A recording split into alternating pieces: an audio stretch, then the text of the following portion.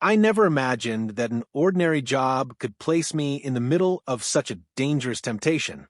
For years, I had served my boss with complete loyalty. I respected him, admired his discipline, and tried my best to never cross the invisible boundaries between an employer and an employee. His family was familiar to me as well. His wife, graceful and polite, would sometimes visit the office with soft smiles. And then there was his son, much younger than me, yet carrying himself with a charm that was impossible to ignore. At first, I dismissed the way he lingered around the reception desk when he came to see his father. His casual posture, the way his eyes seemed to wander toward me, felt harmless. I told myself it was just my imagination, a trick of the mind born out of boredom with routine life. But each time he appeared, that same feeling returned. His laughter would echo in my ears even after he left, and sometimes I caught him holding my gaze for just a little too long. I scolded myself often. This was madness. He was my boss's son, untouchable, forbidden, the last person I should ever allow myself to think about in this way. And yet, there was something about him that drew me in. He had a confidence that felt almost reckless, as if the world couldn't tell him what he could or couldn't do. Our conversations started innocently. He would tease me about how serious I always looked or ask questions about work that had nothing to do with him. Then, slowly, our words began to carry hidden meanings. A joke would linger in the air a little too long, and his hand would brush mine as if by accident. Once, he leaned close enough for me to catch the faint scent of his cologne, and my heart raced in a way I hadn't felt in years. The struggle inside me grew heavier with each encounter. At night, I would lie awake, asking myself why I couldn't just ignore him. My loyalty to his father screamed at me to stop this madness, but my heart whispered otherwise. I told myself it was just curiosity, just harmless attention, but deep down, I knew it was becoming something much more dangerous. One evening, everything shifted. He came by the office after hours, when most of the staff had already gone. He leaned against my desk, casually, his voice low, as if he wanted no one else to hear. "You always work too much," he said with a teasing grin. "Don't you ever take a break?" I chuckled, trying to mask my unease. Someone has to keep things in order. "Then maybe I should take you out," he said suddenly. His eyes locked onto mine, bold and daring. "Just to relax. No work. Just you and me." The suggestion froze me. My instincts told me to refuse immediately, to protect myself from what this could mean.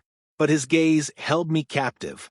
There was no innocence in it, only a challenge, an unspoken invitation that stirred something deep within me. I hesitated. "I don't think that's a good idea." "Why not?" he pressed, leaning closer. "No one has to know." Those words struck me like a spark in dry grass. No one has to know. That was exactly the danger and exactly the temptation. My heart pounded as I fought between reason and desire. Finally, against all better judgment, I nodded. "All right," I whispered. His smile widened, victorious yet gentle. "Tomorrow night, then. I'll handle everything." The next day passed in a blur. I couldn't focus on my work, couldn't stop thinking about what was to come. Every logical part of me screamed that I was walking into fire, yet something stronger kept pushing me forward. When the evening arrived, I found myself standing outside a quiet hotel he had chosen. The building looked ordinary enough, but to me, it felt like crossing into another world. He greeted me with that same confident grin, leading me inside with a casualness that unsettled me. The check-in was quick, almost too easy. As we walked down the hallway, toward the room, the sound of our footsteps echoed in my ears like a drumbeat of guilt and anticipation. My palms were damp, my chest tight, but I didn't turn back. Inside the room, laughter filled the space at first. We ordered food, joked about the day, and acted as though this was just an innocent meeting. But beneath the surface, something heavier pulsed. Every glance, every brush of his hand carried a weight of unspoken desire. And as the night crept closer, I realized the line I had promised myself never to cross was right in front of me, waiting. The hotel room felt strangely silent once the food was cleared away and the laughter faded. Outside, the city buzzed with its usual chaos, but inside those four walls, the world shrank to just the two of us. The dim glow from the lamp softened the edges of his face, casting shadows that made him look older, sharper, more mysterious. I sat on the edge of the bed, trying to convince myself that I was still in control. This was just a night out, nothing more. But my body betrayed me, my hands trembled, my heartbeat refused to calm, and every glance toward him pulled me deeper into a current I could no longer fight. He noticed.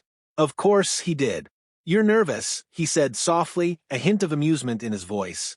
I tried to laugh it off. "I'm fine." "No, you're not," he said, moving closer, his tone gentle now. "You've been on edge all day. You don't have to pretend with me." Something in his voice disarmed me completely. I looked at him, searching for the casual arrogance he usually carried. But it wasn't there. Instead, there was sincerity, an openness I hadn't expected. "I've wanted this for a long time," he admitted, lowering his gaze as though confessing a crime. "You're different. I don't feel like I have to put on an act around you. With you, I can just be." His words landed heavily on me, filling the room with a silence that wasn't uncomfortable but charged. My chest tightened, and I knew I couldn't keep up the charade of resistance any longer. "You shouldn't say things like that," I whispered, though my voice lacked conviction. "Why not?" He leaned closer, his hand brushing against mine. "Because of my father?" The mention of his father, the man I respected, the man who trusted me, hit me like a slap. For a second, I almost pulled away. The guilt surged, warning me that this was a betrayal I could never undo. But then his fingers curled around mine, warm and steady, and every warning in my head dissolved into silence. The first touch wasn't planned. It wasn't even bold. His hand slid over mine, and my instinct should have been to retreat. Instead, I froze, letting the weight of his touch linger. It felt electric, a current running from my fingertips to my chest. When he leaned in, I didn't stop him. Our closeness erased every thought of consequences. The distance between us evaporated, and suddenly, the line I had promised myself never to cross was behind us. There was no rush, no dramatic gesture, just quiet intensity. The world outside the hotel no longer existed. His whispers filled the air, small admissions of how long he'd wanted this, how much he had imagined it. Each word chipped away at my defenses until nothing was left but raw desire. I wanted to speak, to remind him, and myself, that this was wrong, but the words never came. Instead, my actions betrayed me. My hands, which had once trembled with fear, now found confidence in the rhythm of the moment. Every second stretched into eternity. His laughter, softer now, mixed with the sound of my own unsteady breathing. The night folded around us, making space for nothing but this forbidden closeness. There were moments when guilt clawed at me. I thought of my boss, the man who trusted me like family. I thought of the consequences if anyone ever found out. But each time the thought rose, it drowned beneath the overwhelming tide of desire. I told myself it was just this once, just a night, a secret buried in the shadows. But even as I repeated that lie in my head, I knew it wasn't true. Once the night began, stopping became impossible. Every barrier we broke only led to another until the guilt no longer mattered, and the only thing real was the connection between us. Hours slipped away, unnoticed. The silence of the hotel became our accomplice, guarding our secret as the night deepened. And when exhaustion finally caught up with us, we lay side by side, unable to say the words that hovered in the air. I stared at the ceiling, my chest rising and falling with uneven breaths. He reached for my hand again, entwining his fingers with mine as though sealing a promise. And in that quiet moment, I realized the truth. This wasn't a mistake I could erase. This wasn't something I could lock away and forget. It had begun, and there was no turning back. Morning light spilled through the thin curtains, painting the hotel room in pale gold. For a moment, I lay still, unsure of where I was. Then the memories of the night before returned, rushing in with a force that left me breathless. I turned my head and saw him, sleeping peacefully beside me. His expression was softer in the daylight, stripped of the boldness he carried the night before. For a fleeting second, I allowed myself to admire him, to feel the strange comfort of his presence. But the moment didn't last. Guilt struck me like a sharp blade. I sat up quickly, running a hand over my face. What had I done? My boss trusted me like family, and I had repaid that trust with betrayal. The weight of it pressed against my chest until I could hardly breathe. He stirred, opening his eyes with a lazy smile. "Good morning." I forced a nod, unsure of how to respond. My silence must have betrayed me, because his smile faded slightly. "You regret it," he said softly. I shook my head, though my throat was dry. "It's not that simple." He propped himself up on one elbow, studying me with calm eyes. "It doesn't have to be complicated. What happened, it was real. I don't regret it." His confidence unsettled me. To him, it seemed like a beautiful secret, something exciting and new. But to me, it was a dangerous fire I had willingly stepped into. I stood and began to pace the room. "This can't happen again. Do you understand? If your father ever found out—" "He won't," he interrupted, his tone firm. "No one will. It's just between us." The way he said it made it sound so easy, as if secrecy could erase the sin of what we had done. But my heart refused to settle. I wanted to believe him, wanted to imagine that we could lock this night away and never face the consequences. Yet deep down I knew the truth. Secrets had a way of surfacing, and this one could destroy everything. He rose from the bed, came to stand in front of me, and placed a hand on my shoulder. "Look at me," he whispered. I did, reluctantly, and in his eyes I saw no fear, only a stubborn tenderness. "Last night wasn't a mistake. It meant something to me, and I think to you too." I opened my mouth to deny it, but the words never came. He was right, as wrong as it was. Last night had awakened something in me I hadn't felt in years, a sense of being seen, wanted, alive, and that terrified me even more than the guilt. We dressed in silence, each lost in our thoughts. At the door, he caught my hand again, squeezing it lightly.